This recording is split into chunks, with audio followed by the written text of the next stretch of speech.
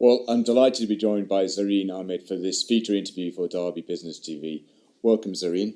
Hello, thank you. So first, I'd just love to hear a bit more about your personal story, your entrepreneurial journey so far. Well, it happened out of a need for achieving my long-term objectives. I've worked in the public sector and the private sector and the voluntary sector I've been in Derby for 26 years and since I got married. Right. and so, I've been here a long time and my first job was actually, my first proper job in Derby was with Derby Pride, and I was part of the team that set up Pride Park and funded lots of projects to regenerate the inner city of Derby. And I was like 22 or 23 then. And from that, I moved on to the NSPCC as a fundraising and marketing manager. My background is originally in design and advertising and marketing, that sort of thing. And so, I'm very interested in creative stuff and marketing. Creative marketing is a passion.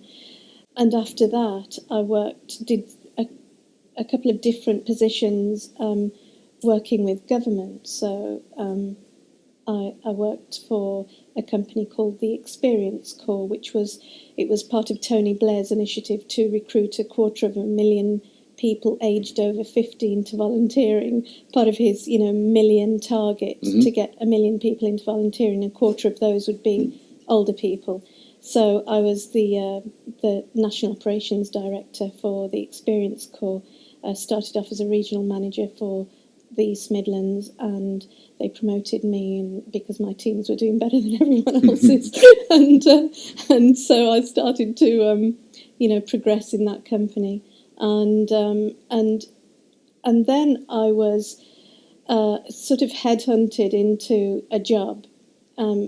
I'd never worked in the kind of religious sector before, but an organisation, a voluntary organisation called the British Muslim Forum, asked me to interview for their chief executive's position.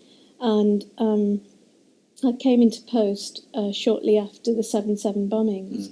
And it was a strange position that there'd never been a woman leading a national Muslim umbrella organisation in the UK before, so that was a first, and it was a strange environment, working with the ulama, the clerics from the Muslim community in the UK, and because it was straight after 7/7,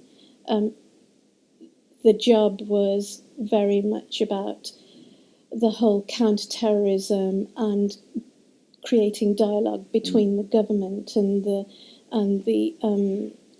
community and the media and the police. And whenever there was a sort of a scare, a bomb scare or anything like that, I had to be ready for the media and all that sort of thing.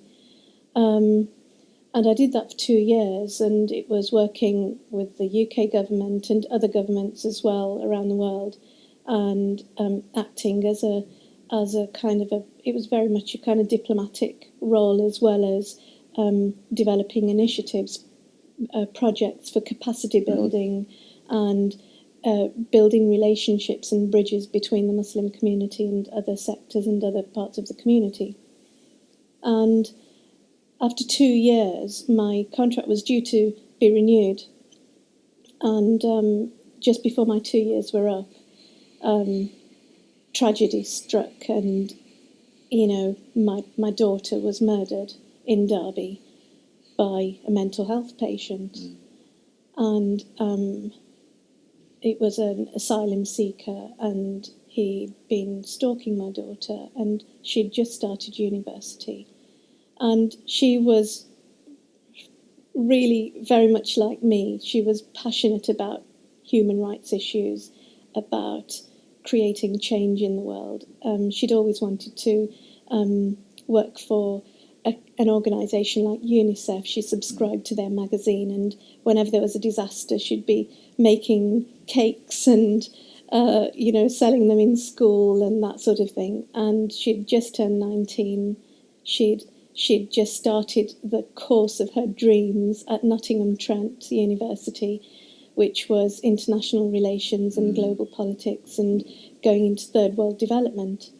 And she was really looking forward to her second year when they went to Gambia and, all that sort of thing, did hands-on project work. And that's what she wanted to do. So after she was murdered, everything stopped, obviously. This is a leveller, And so we set up a charity in Halima's name called the Halima Trust. And it was our way of dealing with what had happened. Because I'd worked in the government sector, I was furious about the failings of the mental health services, the police, the Borders Agency. Why was this man on our streets? He was suffering from post-traumatic stress from Iraq. He was a danger to himself and to others, and that was known. He was a mental health patient. He was supposed to have been sectioned 3 times, and they failed to section him. So I was running around to ministers who I'd had dealings with because of my previous job, and trying to get to the bottom of what I was frantic, and it got to the point where I was going round and round in circles. The police had told me that, well, they'd passed him on. He'd been arrested several times for various crimes, and he'd been passed on to the Borders Agency. And the Borders Agency had passed him back and said, well, it's a local crime issue, so you deal with it, to the police. And he'd been batted backwards and forwards, and eventually he'd been brushed under the carpet, and then he was given indefinite leave to stay shortly before he murdered my daughter. And I mean, we saw him as a victim as well, because he was ill. He killed himself afterwards as well. So 2 tragedies, and because of my work background, I thought, right, I'm going to get to the bottom of this and make sure nothing like this can happen again. And I had that hat on initially, but then as the weeks passed, I found myself just going round and round in circles, and I thought, right, I need to make a decision here. Do I focus on,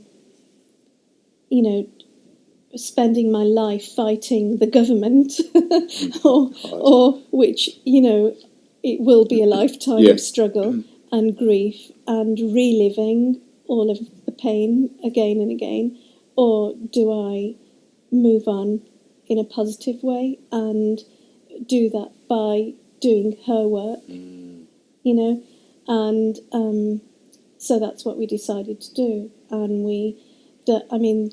the support that we had when we launched the charity from people in Derby was overwhelming. It was incredible. And I did other bits of consultancy alongside just to earn a living, really, and to keep my grey cells going, And after a few months, I did start doing some work, and I was involved in a lovely project called the Brit Writers Awards for a couple of years. It was like the X Factor for writing, for creative writing, and that was a business. It was a business venture as well as a sort of a social enterprise, and it was a lovely project that kept me very well distracted. But during that time, I was on the lookout for a product that I could bring to market, because my solution was basically I didn't want to be working separately and fundraising separately for the charity. I wanted to combine the two, and I thought, right, what I need is a product that I can bring to market, that I can sell, and the more I sell, I'll be earning a living, and the more I sell, I'll be able to raise funds for the charity, so I can put towards the charity, and so that was where the spark for the the entrepreneurial spark came. That's where it evolved from. It was, you know, the purpose behind what I'm doing is the charity. Tell me, what are your dreams, your hopes, your almost your purpose of why for the future? My hope is that my business will enable me to do the work of the charity.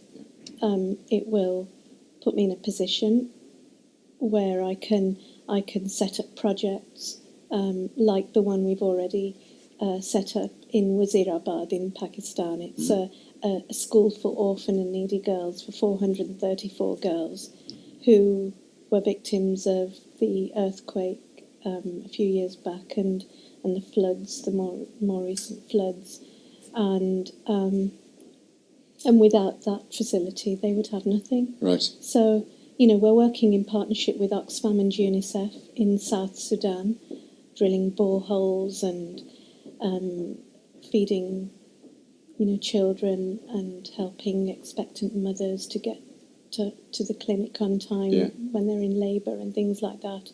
And also we're campaigning for girls' education. And the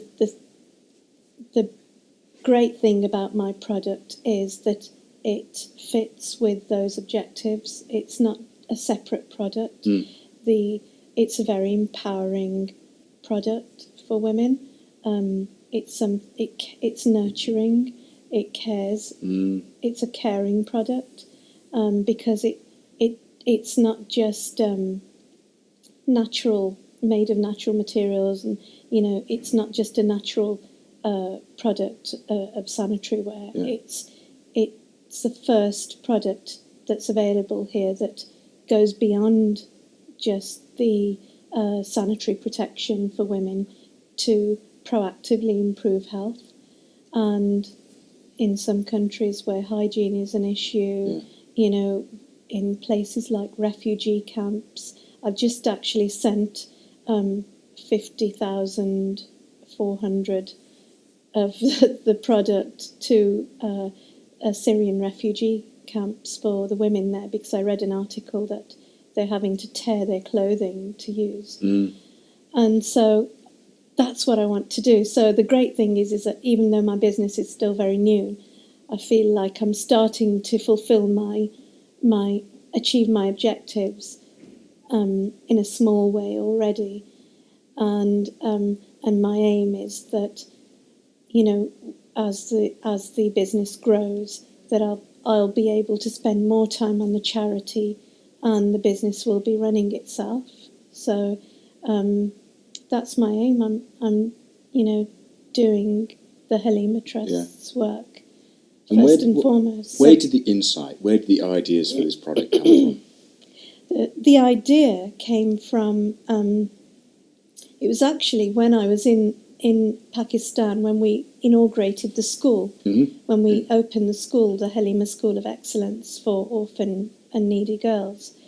It's a secondary school, and the girls there, I was very conscious of their needs. And, you know, I was thinking of things that we can do in the school that will help these girls, these teenage girls. And hygiene is big for teenage girls, you know, it's a very important thing.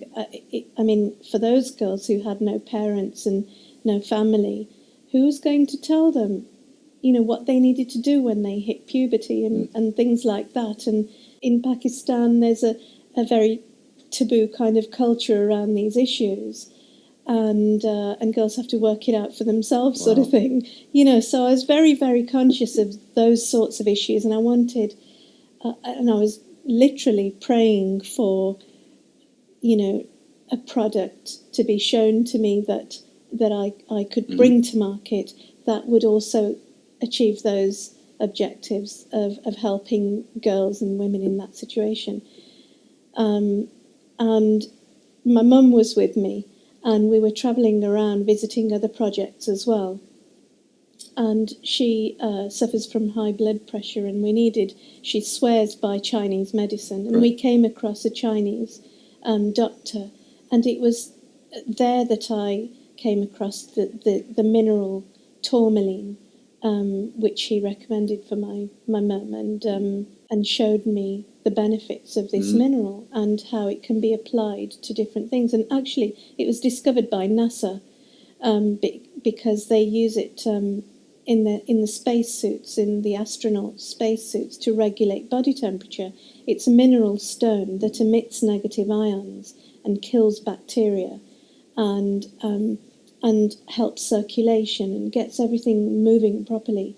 And people with heart conditions use it for their blood circulation, and it can be used in air filters. It is being used in air filters because it kills the bacteria in the air. And in office environments like this, it's great because if someone has a cold, then it won't spread, because it kills the viruses. And in my application of sanitary ware, it solves so many problems. Women are now coming to me, telling me how they're not getting the migraines anymore when they have them, during menstruation. And so many women suffer from allergies and symptoms associated to allergic reactions to chemicals that are in the products that they're using. And it's all coming out. I mean, for me, to be honest, the theory was there, the science was there, but it's only now that I'm seeing how great the product really is. So how do you join the two dots up? You found this potential sort of new medicine that's going to help, and then you recognised from the girls that they didn't have the guidance. Well, I started researching it. I knew there was something. I just saw there was something there, and that's where my gutting instinct came in. And it started evolving, and the name Gift, the product, the brand name is Gift, and it had to be Gift because it's a gift for women. Yeah. It's something that we've always needed and never had. It's the secret to a great product is something that everyone needs and no one has, and it needs to be affordable.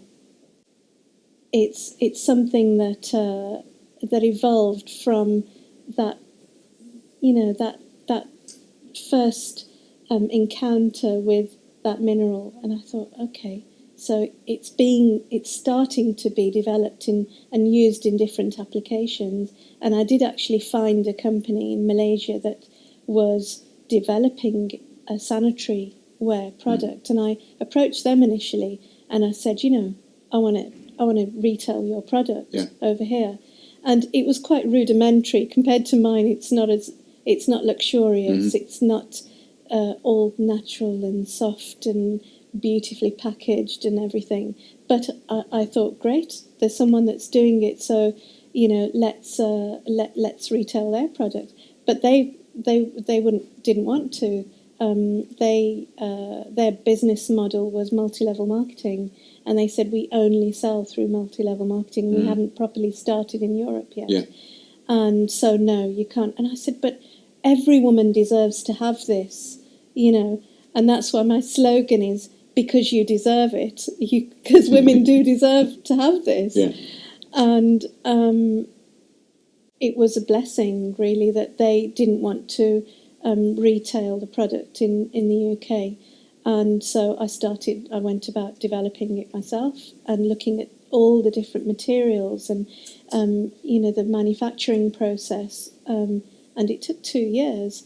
And in the meantime, I was looking at the branding and the marketing side of it, the messages behind it, the caring ethos of the company, and I was getting more and more excited. So it was building up, and then it got to the point where I'd got everything in place. I'd got the factory and every element of the product to be assembled, and the packaging design and everything. And I just had to make that decision. Shall I go for it now? Set up the company and do it.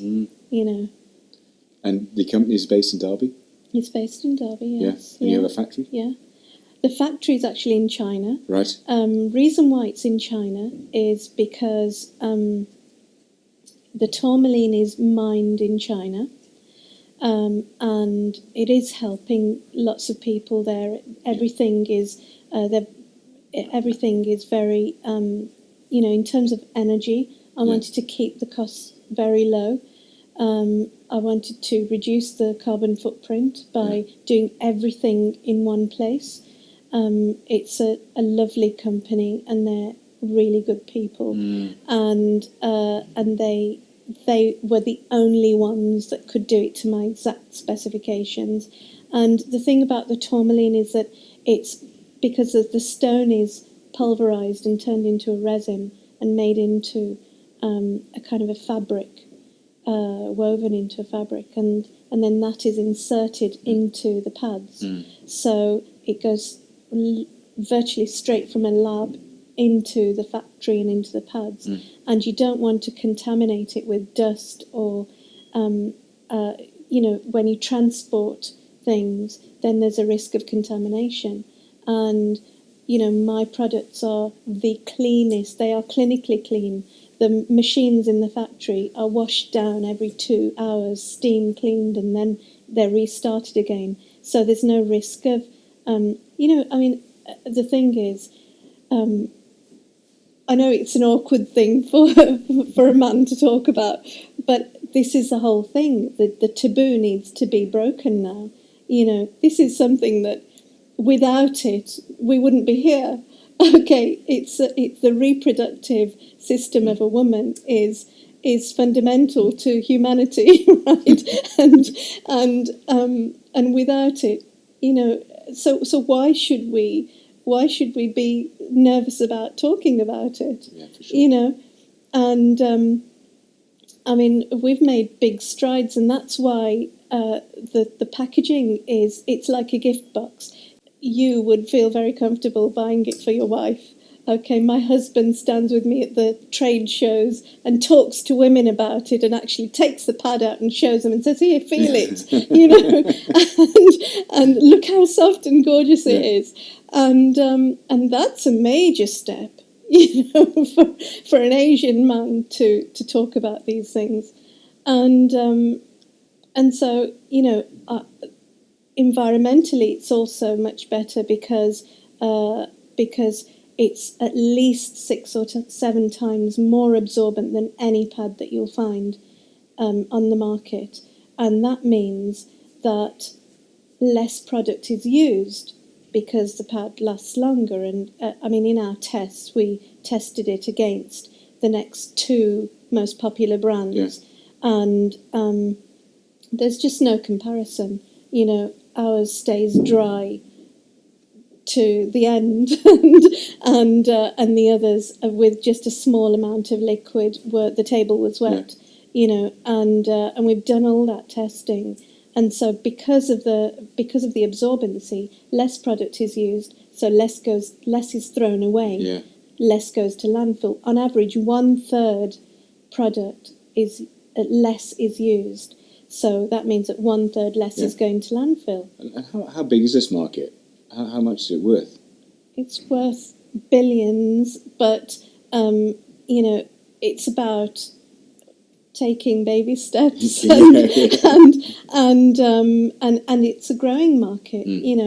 And the product range is expanding. At the moment, we have a normal pad, a long pad, and a panty liner, a daily pad, which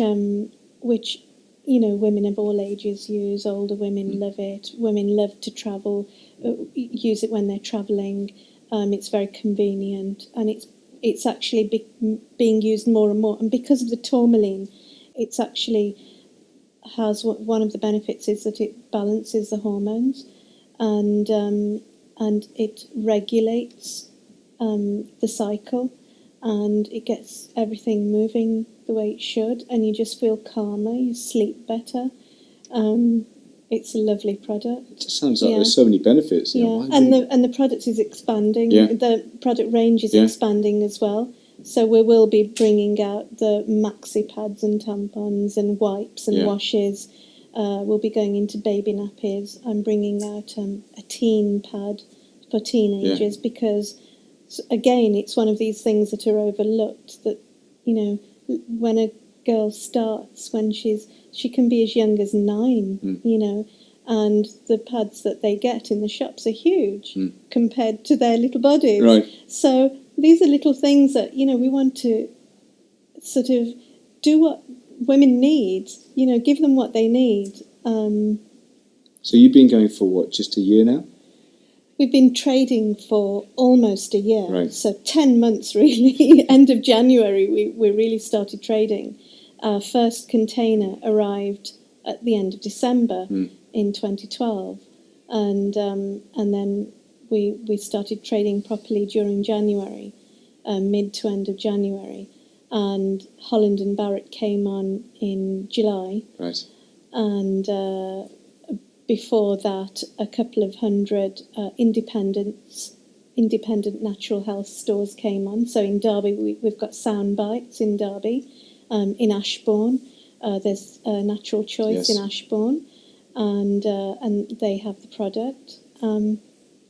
So the business model was, I wasn't sure what to expect. You know, the idea was that I thought I would have to do a lot of door knocking on these natural health stores. The idea was that I would get the product into the natural health sector first, because that was what I needed to give the product its credibility, that it's a good natural product. The vegan shops like Sound Bites will stock the product. People with allergies and, you know, the free from market, it's ideal for them, and also it's packaged and feels like a premium product. You know, it feels special, so it's a very nurturing, you know, feel good product, and one of the biggest benefits and one of the main reasons why women love the product is because of the charity element of it. You know, the fact that when they buy and use a product, they know that they're doing good as well, is just a bonus, isn't it? And you know, women care about these things, and that's one of the things that Holland and Barrett loved about the product. You know, their customer base are the sort of people that you know will buy something because of its ethical value as well as the actual quality of the product. It's turned into a great product. You know, it was done out of gut instinct, but it's becoming better. It's getting better and better as women are feeding back and telling us how great the product is. Yeah. So your goals, what would be your goals for the next 10 years if you continue to be able to energise the females and I think so many people can benefit from this business. You know, not just women. I think the example of someone who has suffered a tragedy, as I have, and can come out of it the way I have, and the way my family has, I think is a very important lesson for young people in particular of today to learn. You can go two ways when you're hit with a tragedy of this scale, you know, when it's a leveller, isn't it? Yeah. And then you can go, either you go off the rails and you lose the plot, or it will turn you into the person that you really should be, you know. And what happened to me after it happened was that it all the peripheral stuff that I used to do fell away, and only the important things, you know, my family, what I want to achieve in life, so that I can be with my daughter and be proud at that time, you know. That's what really matters. And so with that focus, it just gives you clarity, and then everything you're doing is working towards those goals, you know. It's a relief in many ways to be able to say no to things. You know, before I used to be afraid of what people might think if I say no. I haven't got time to do that. You know, when I knew in the back of my head that actually it's a waste of time. You know, but we say yes to everything. I used to, because I was afraid of saying no, and I've learnt to actually just focus on the important things now, and I get so much more done. You know, it's a relief in that sense. And the other big change in me was that I don't have any fear of doing anything. You know, and maybe I wouldn't have taken such a big risk as this business, as starting a business like this in the past. But, once you've faced your worst fear, it has that effect. And I noticed it immediately. Before Halima passed away, I had to do a lot of media work and things like that, and talking to governments at quite a high level, and representing groups and communities and things like that. And I would have the butterflies, and I'd get nervous and all that sort of thing. I had to do a lot of speeches and stuff like that. But after it happened, I noticed it immediately. I don't have that. I've always been quite a calm person, but I did have a nervousness when in situations like that. And now I'm so focused on what I need to do in life. I don't have that fear anymore. Just like there's an inner strength almost.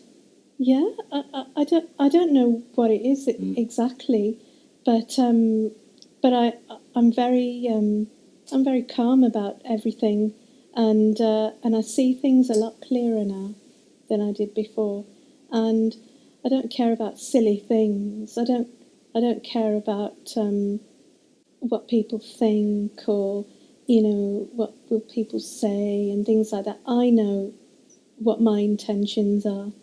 Young people need to learn from lessons like this. That's one of my aims, is that I want to tell people, young people and women in particular, who haven't got the confidence, that you can achieve anything. I think that there are too many young people walking around with a chip on their shoulder, thinking that they're hard done by, that they haven't had the opportunity. Well, I'm sorry, but you have got the opportunity. It's up to you, And so many successful people have demonstrated this, haven't they? Yeah.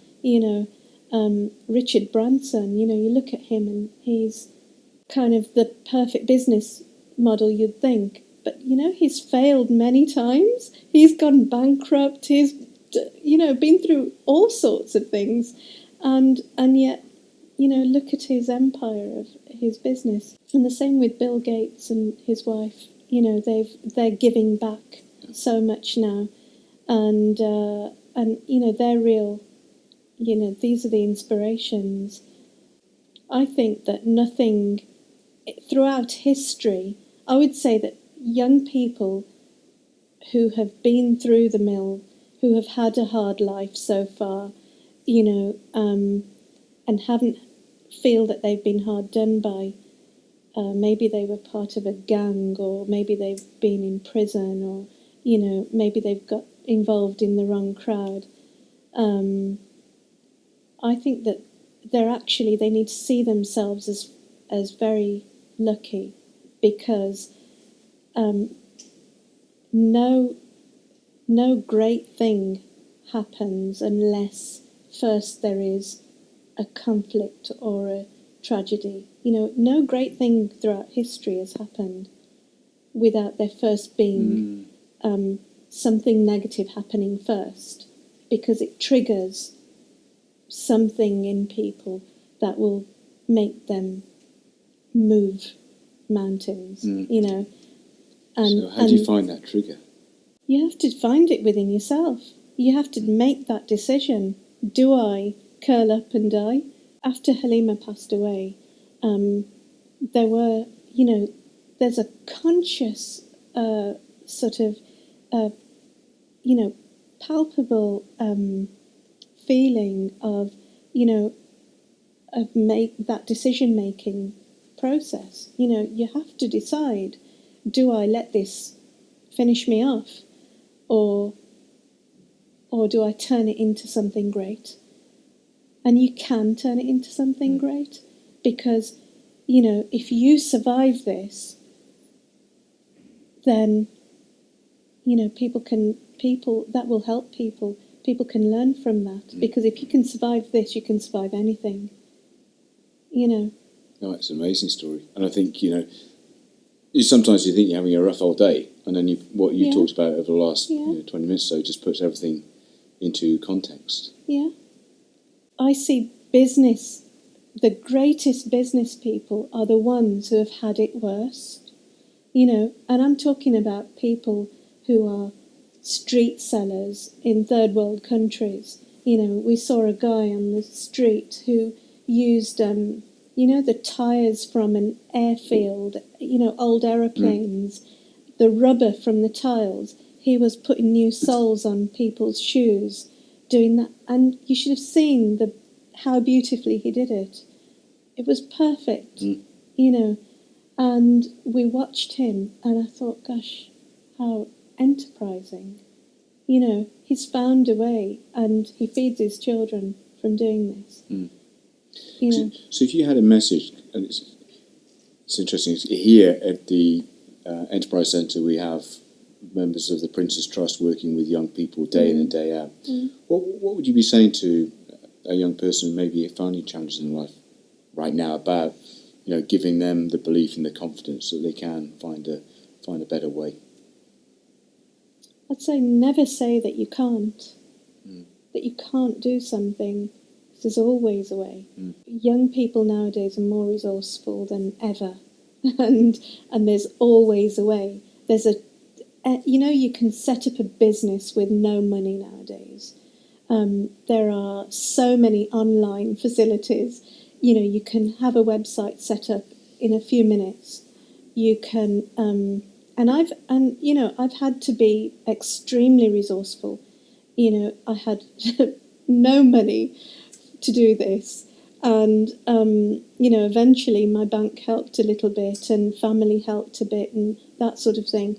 But I've had to be extremely resourceful, because the marketing, you can't forget about how much investment is needed for marketing a new product. It's way beyond. If you think it's at a certain level, double it at least, right?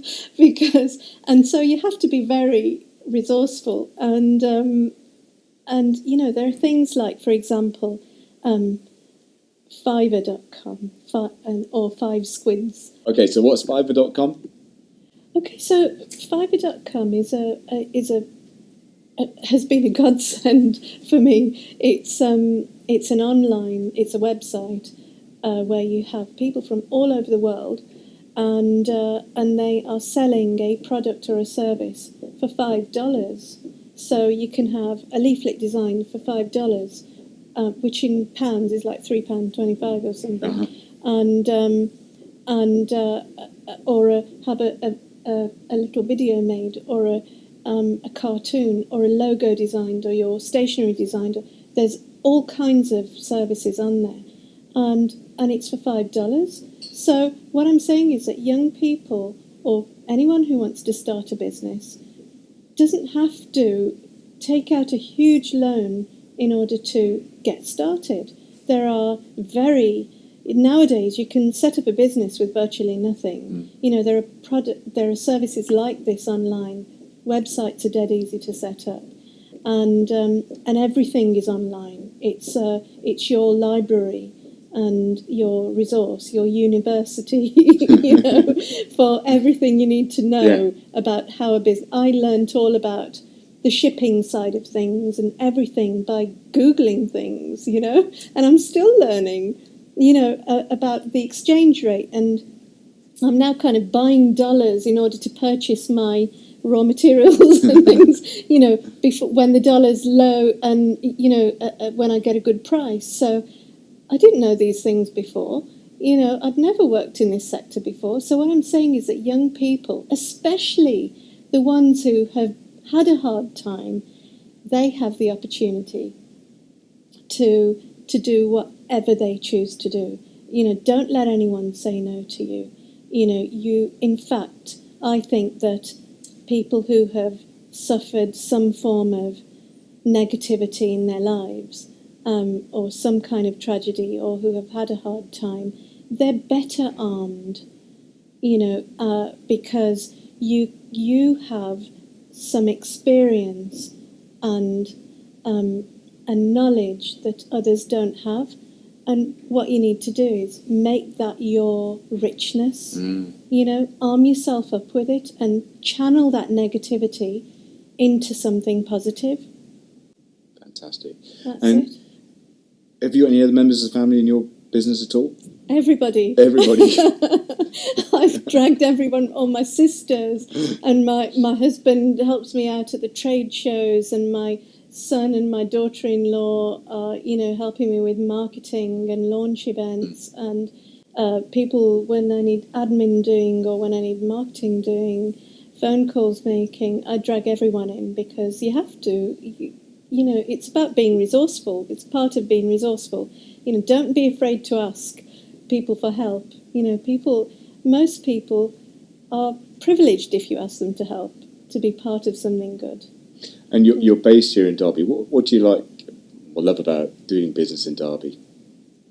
You know, people of Derby are great, especially after, you know, my daughter was murdered and all that sort of thing. I really saw the generosity and kindness and humanity like I've never seen it before in Derby.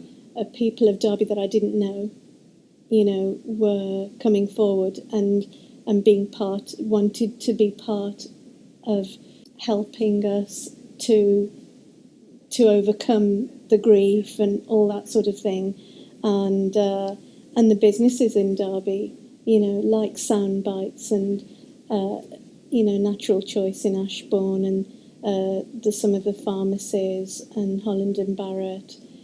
They've been fantastic in supporting the business because of the cause, you know, behind the business. So, you know, I can't thank the people of Derby enough. And it's where I raised my kids, and I've done a lot in Derby, from Pride Park and working at Derby Pride to the NSPCC work, and, you know, everything else that I've done. It's all been in Derby.